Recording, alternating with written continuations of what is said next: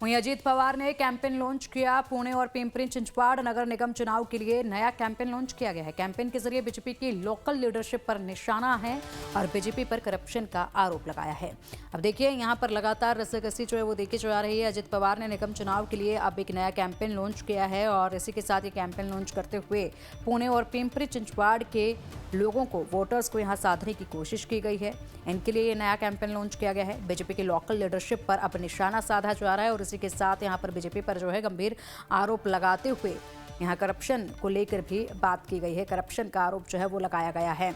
तो यहाँ एक नया कैंपेन लॉन्च कर दिया गया है और जीतोड़ कोशिश जो है वो तमाम दिग्गजों की तरफ से इस वक्त चुनावी मैदान में की जा रही है। अधिक जानकारी के लिए हमारे सहयोगी मनीष सिंह का रुख करेंगे।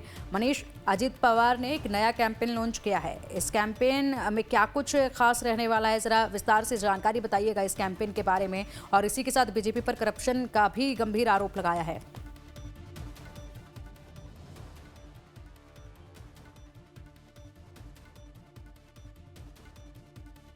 मनीष, क्या आपको आवाज मिल पा रही है?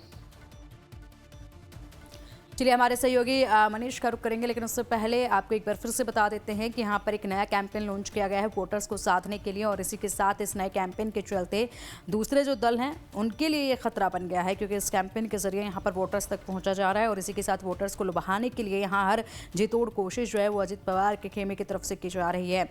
बात अगर की जाए तो यहाँ पर लगातार जो है जीतोड़ मेहनत हर वोटर को साधने के लिए की जा रही है। लेकिन फिलहाल देखना ये होगा कि ये जो कैंपेन लॉन्च किया गया है ये कितना कारगर साबित होता है। और इसी के साथ भारतीय जनता पार्टी पर निशाना साधते हुए करप्शन का आरोप लगाया है। लगातार आरोप प्रत्यारोप का सिलसिला भी इसी बीच जारी है। तो ये आरोप प्रत्यारोप का जो सिलसिला जारी है तमाम दिग्गजों के बीच में, क्या इनका वोटर्स के ऊपर असर पड़ेगा, ये भी देखने वाली बात होगी, क्योंकि यहाँ पर बेहद से मुद्दे जो हैं इस वक्त एमसीडी चुनाव में महत्वपूर्ण बने हुए हैं, जिसको लेकर रस्साकसी जो है वो देखी जा रही है। और इसी के साथ अगर बात की जाए तो ये चुनाव जो है वो काफ़ी ज़्यादा महत्वपूर्ण है। यहाँ पर ये चुनाव इसलिए महत्वपूर्ण है क्योंकि कहा जाता है कि महाराष्ट्र में जब ये चुनाव होते हैं तो ऐसे में आने वाले वक्त की दिशा भी इन्हीं चुनाव के नतीजों के साथ तय होती है।